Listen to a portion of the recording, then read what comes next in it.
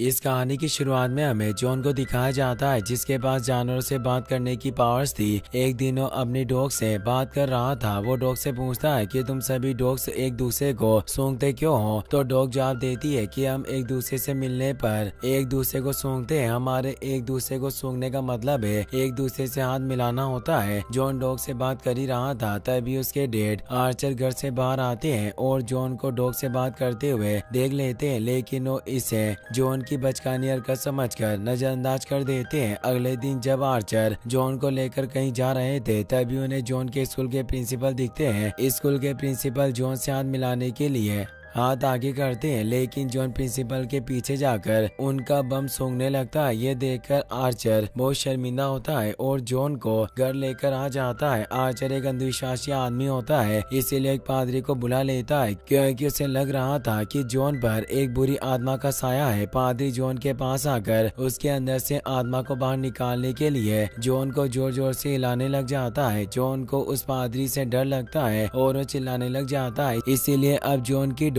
पादरी के पास आकर उसे काटने लग जाती है और उसे भगा देती है। इसके बाद आर्चर को डॉग पर बहुत गुस्सा आता है और वो समझ जाता है कि जॉन डॉग को देखकर ही बुरी आदतें सीख रहा था, इसीलिए वो डॉग को डॉग हाउस में भेज देता है। इसके बाद हमें कुछ सालों के बाद का सीन दिखाया जाता है। अब जॉन एक बहुत अच्छा डॉक्टर बन गया था। उसकी एक वाइफ थी जिसका नाम लिसा था और दो बच्चियां भी थी जिसका नाम चेरिस और माया था। माया भी अपने डेड की तरह जानवरों से बहुत प्यार करती थी। उसके पास एक गिनी पिग और एक बड़ा अंडा भी था। माया बड़ी बेसब्री से अंडे के फूटने का इंतजार कर रही थी। अब हमें बताया जाता है कि जब से जॉन की डॉग को उससे अलग किया गया था तभी से जॉन की पार चली गई थी और उसके बाद से जॉन को जानवरों से भी नफरत हो गई थी। अब जॉन किसी भी जानवर को पसंद नहीं करता था। आज उसे अपने हॉस्पिटल में कुछ काम था, इसीलिए वो अपने हॉस्पिटल में आ जाता है जहाँ उसे उसके साथी डॉक्टर मार्क और डॉक्टर जिन मिलते हैं। मार्क अपने हॉस्पिटल को एक कंपनी को बेचना चाहता था और इसके लिए वो जॉन और जिन को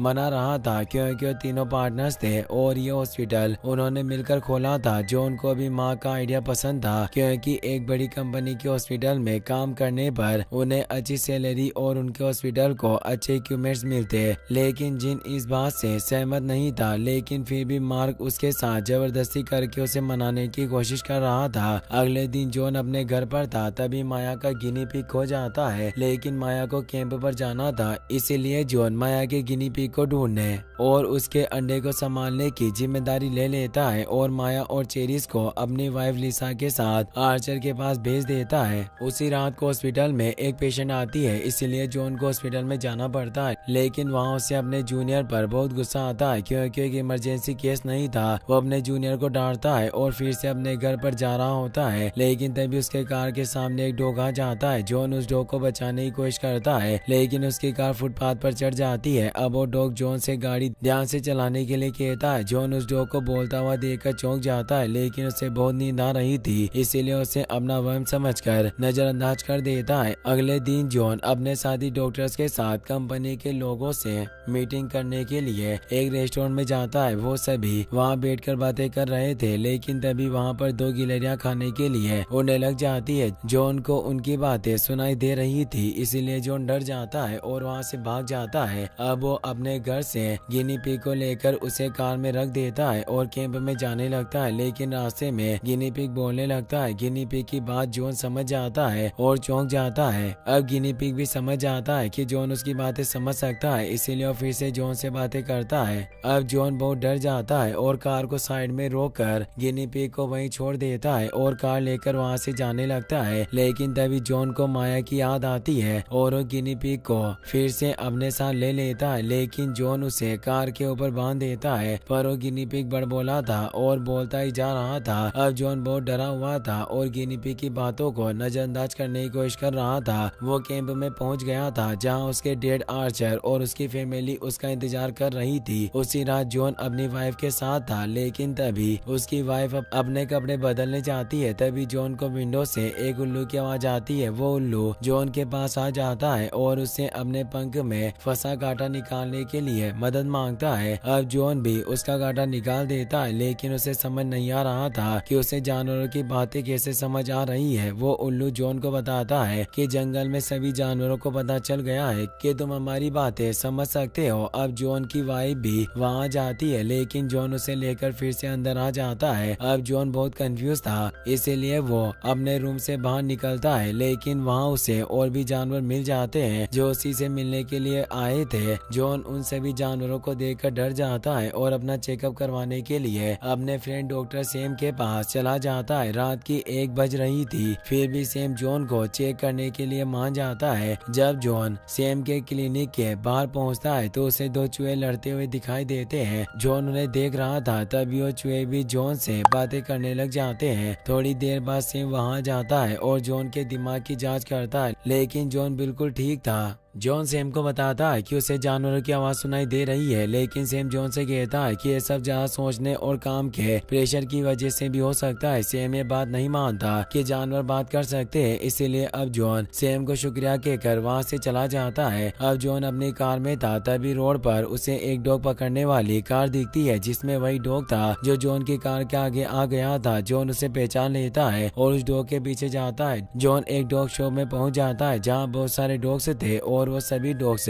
जॉन से उन्हें खरीदने के लिए कहते हैं, लेकिन जॉन को उस डॉग से बात करनी थी जो उसकी कार के सामने आया था, इसीलिए जॉन उस डॉग को खरीद लेता है और शॉप से बाहर ले जाता है। दरअसल जॉन उसको केस से छुड़वाना चाहता था, इसीलिए वो उस डॉग को शॉप के बाहर लाकर छोड़ देता है। जॉन को जानवर पसंद नहीं थे, इसीलिए उस डॉग को वहीं छोड़कर जाने लगता है, लेकिन वो डॉग बीमार था और वहीं लेट गया था, इसीलिए अब जॉन उसे लेकर जानवरों की क्लिनिक में जाता है और उसका इलाज करवाता है। अब जॉन उस डॉग को फिर से बाहर छोड़ रहा होता है, तभी माया का कॉल आ जाता है जो जॉन को भी कैंप पर बुला रही थी, लेकिन तभी वो फोन पर डॉग की आवाज सुन लेती है और उसे लगता है कि उसके डैड उसके लिए डॉग लेकर आ रहे हैं, इसीलिए वो बहुत खुश हो जाती है। अब जॉन अपनी बेटी की खुशी के लिए उस डॉग को अपने साथ लेकर अपनी फैमिली के पास आ जाता है और उस डॉग का नाम लकी रखता है। माया उस डॉग को देखकर बहुत खुश थी, इसीलिए अब वो कैंप में नहीं रहना चाहती थी। माया सभी लोगों के साथ घर जाना चाहती थी, लेकिन अब जॉन माया से कहता है कि अगर तुम कैंप में रहोगी तभी मैं लकी को घर पर रखूंगा, नहीं तो मैं इसे फिर से शो पर दे दूंगा। जॉन की बात सुनकर माया उदास हो जाती है और कैंप में रहने के लिए मान जाती है। अब जॉन भी अपनी फैमिली के साथ अपने घर में आ गया था और रात को जॉन अपनी वाइफ के साथ अपने रूम में था, लेकिन तभी उसकी डोरबेल बजती है। जब जॉन गेट खोलता है तो वहाँ कुछ जानवरों को देखता है जो जॉन से अपना इलाज करवाने के लिए आए थे। अब जॉन उन सभी को वहाँ देखकर घबरा जाता है, क्योंकि वो नहीं चाहता था कि उसकी फैमिली वहाँ जानवरों को देखे, लेकिन वो जानवर पूरे घर में घूम रहे थे, इसीलिए अब जॉन उन सभी को एक जगह पर लाता है और सभी की प्रॉब्लम सुनकर उनका इलाज करता है। उन सभी मरीजों में एक सर्कस का मंकी भी था जो बहुत ज्यादा शराब पीता था, लेकिन जॉन उसे शराब पीने से मना कर देता है और कहता है कि तुम्हारी सारी बीमारी शराब की वजह से है, इसीलिए तुम्हें शराब पीना छोड़ देना चाहिए। घर पर आए सभी जानवरों को ठीक करने के बाद एक हॉर्स जॉन को घर के बाहर बुलाता है। उस हॉर्स को दिखाई नहीं देता था, इसीलिए जॉन उस हॉर्स के लिए एक चश्मा बनाता है। हॉर्स चश्मा लगाने के बाद बहुत खुश था, क्योंकि अब उसे सब कुछ दिख रहा था। सभी जानवर जॉन के इलाज से बहुत खुश थे और जॉन भी उन सभी का इलाज करके बहुत खुश था।